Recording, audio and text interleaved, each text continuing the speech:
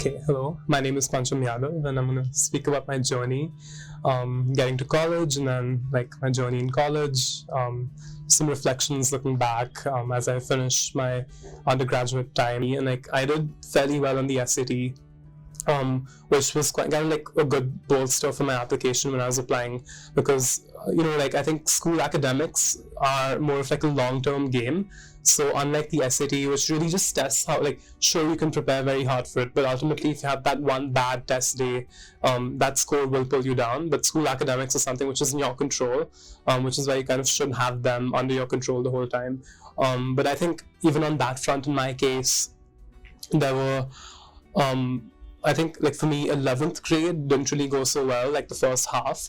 But then again, I think that's the benefit of school academics, is that it's a long-term game. So it doesn't matter if you have that one rough patch. It's how you've done historically, how your teachers speak of you, how just even the fit that you have with the subjects that you're applying for. So if you're applying to say STEM programs, you're applying for a math, a CS major, or a physics major, so obviously those high school grades will matter more than if you did bad in say geography. So one great thing about US colleges, also a bad thing from a parent's perspective, is that it's an unconditional admission. So when you get your acceptance, your boards don't really matter after that. So I think for me, my final boards could have gone a lot better had I studied the way I studied throughout high school. Didn't really do that too well. I think went in kind of lax academically.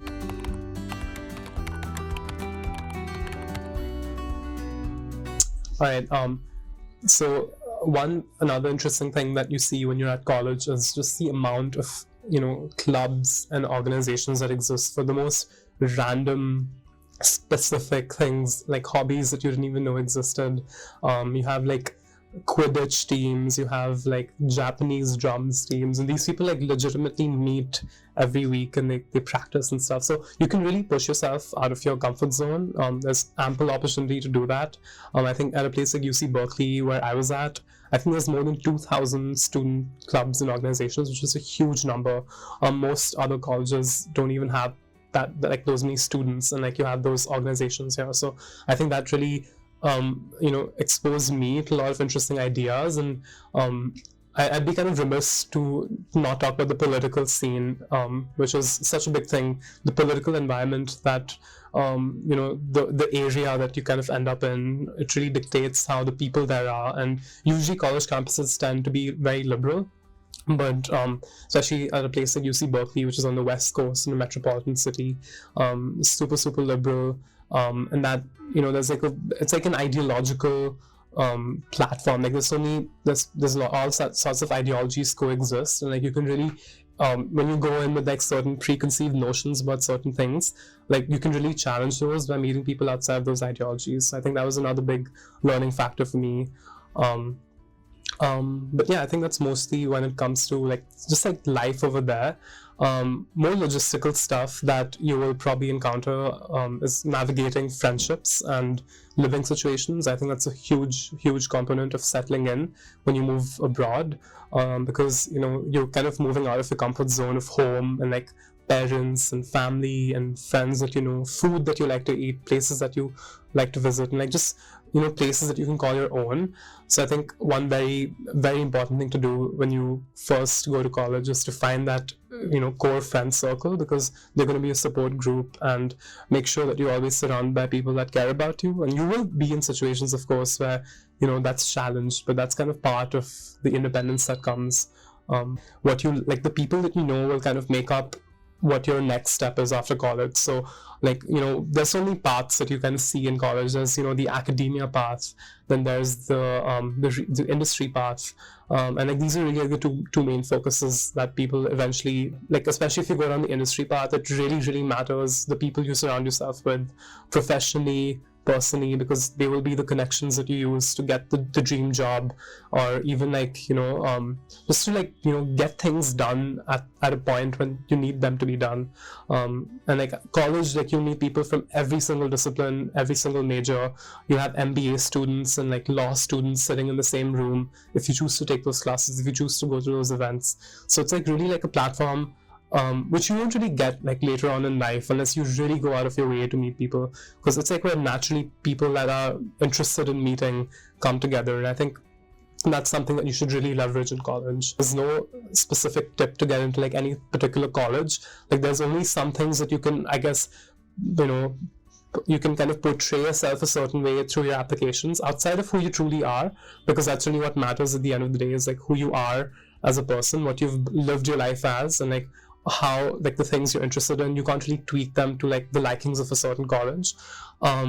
But like the tips to get into any university are really the tips to get into any other university, just to like preface that. But I guess like some things that really stand out looking back, especially in a UC Berkeley student, that you won't get anywhere else, is that like people at UC Berkeley are like ideological free thinkers in some ways. Like no one accepts the status quo. And again, you kind of get that from a lot of places, but I think at UC Berkeley, that's truly what defines people, is that they will not accept what's given to them as absolute. And like these people are change makers in society. People like truly question every information, every bit of knowledge that enters their brain. So if you kind of if you exhibit that on any level, that curiosity and that challenge of the status quo in your application or through any extracurriculars that you do, I think that really reflects very strongly on kind of like where you are in terms of like your relative position in society. And what I mean by that is, for instance, some institutions really place a lot of emphasis on your class rank. They want you to be like the topper of your class. Like they want you to be in the top 10%, and that really, because they want to filter out those people. Now, not only is that the criteria for a place like UC Berkeley, but they also really value, like, what are you in society? Like, if you were in school, what were you like in the community around you? Were you a change maker? Did you try to, like, question, like, things like climate change or things like the political scene? Like, what did you do to kind of uplift the people around you? So I think that's something that, if you can kind of portray that in some way, I think that makes you, like, a very strong cultural fit for UC Berkeley.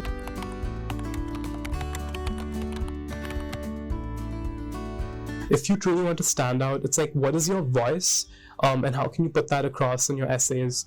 So it really looks back. I think the one great thing about college application, like in general, the whole process, especially with the US, is that it makes you like introspect on your life so far. Like you look back and you kind of look at what has defined me in like the 18 or 17 years or 19 years that I've lived so far, and like what are the key events that have defined me, how I think I changed through college. So really, there's like many things, there's like high level, there's like, there's the professional level at which you change, which really goes from like being a student who's unemployed to being a professional industry who is employed. That transition happens when you go to college, and for like the most part, or like there is like the next stage that you go on to after college, right, which is kind of like getting into college when you're in college in some ways. So that transition, the professional one, it's relatively more straightforward. It does happen in some forms. Like each story, each path is different for people.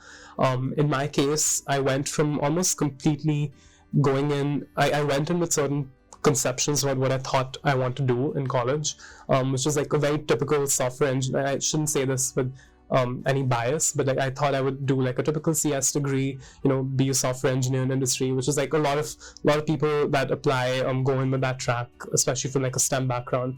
But I think when I went to college, and this kind of is at the intersection of professional and academic, like I think college, or like being at Berkeley, that really challenged my beliefs in some ways, because I saw that every single person who was at my level that really wants to do this, they're like truly driven from like the bottom of their heart to be like truly learn about like these new disciplines in CS and like be the best software engineer, right? And like I think when I was at that level, I looked at the others and I'm like, oh, maybe I don't have that fire. Like I do have some fire, but like it pales in comparison to like all these people, and like ultimately it comes down to, I think for me the decision came down to, what am I as a person in terms of like the skills I've developed throughout life and like I enjoy learning now, and how does that translate into something useful that I can do in industry.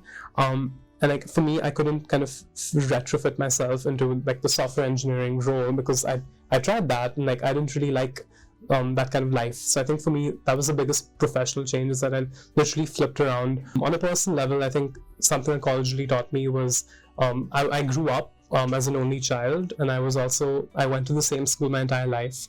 So like I was very used to constant things being constant around me was a motive in life. Like I was never used to change. I was never used to truly being pushed out of my comfort zone. Like I thought I'd been out of my comfort zone, but I really hadn't. So I think going to college really helped me, like, push me out of my comfort zone on every possible level. And like a lot of you might have family in the US, a lot of you might not. I didn't have any relatives as well. So like going there was like a completely new frontier. No one, like you can't go to anyone's house when you're low.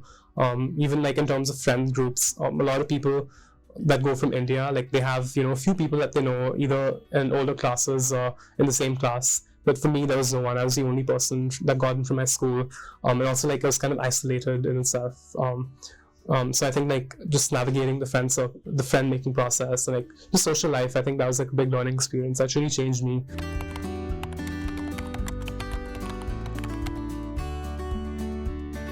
So talking a bit about the environment at Berkeley. So the environment, in one word, like if there's one thing that, on the surface that kind of gets passed a lot, but I think it's very important by defining to what the environment there is. In one word, it's hyper competitive. Like it is possibly like every single thing about UC Berkeley is about, access to less resources, with a lot of people kind of scouting for them. So there's so much competition everywhere. In terms of just like getting into classes, even like the first thing you will see when you get into Berkeley is, enrolling for the first classes. There are wait lists for all of them, unless you like really smart and plan ahead in time.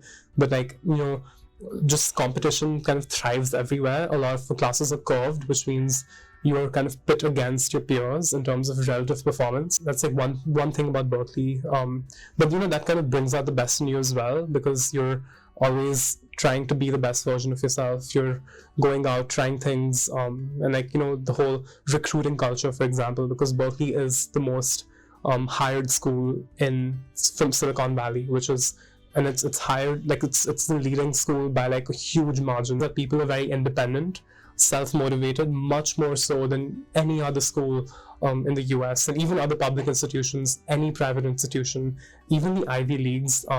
Maybe this is unpopular, I don't know who will be, perhaps some of you that watch this will end up at Ivy Leagues, but no one at Berkeley is privileged in the same way, because no one's handheld at any given point in the journey. But I think that's something that really brings out the best in people. Life there is incredible. Like honestly, one of the best weathers in the entire country, really anywhere in the world. Like it's like AC weather all the time for us people from Delhi. And it's like the Bay Area is beautiful. There's so much to see there. There's so many hikes to do. I think that's really what the environment there is like. Obviously, you'll make some great friends. You'll meet people that are, you'll meet people that are actually illegal immigrants, all the way to like people from really rich and wealthy families. So like the spectrum is really wide based on like which groups you engage with. But and it's like it's one of the few places in the world that has the top departments for everything, ranging from like engineering to business to law. So like if you end up in a club or organization where you have multiple people from different backgrounds coming together, the kind of things you work on, the kind of ideas and opinions you're exposed to, they're limitless. Like the possibilities are endless. You can be in a very entrepreneurial background, you can be in a very traditional engineering kind of community, you can be in a very liberal arts community. So you can really find your people really easily, because obviously with scale comes more room to kind of meet more people. But yeah, I think that's what I think the culture at Berkeley is like. And obviously very, very politically charged, highly politically charged, and you see that from like the day one you walk on campus.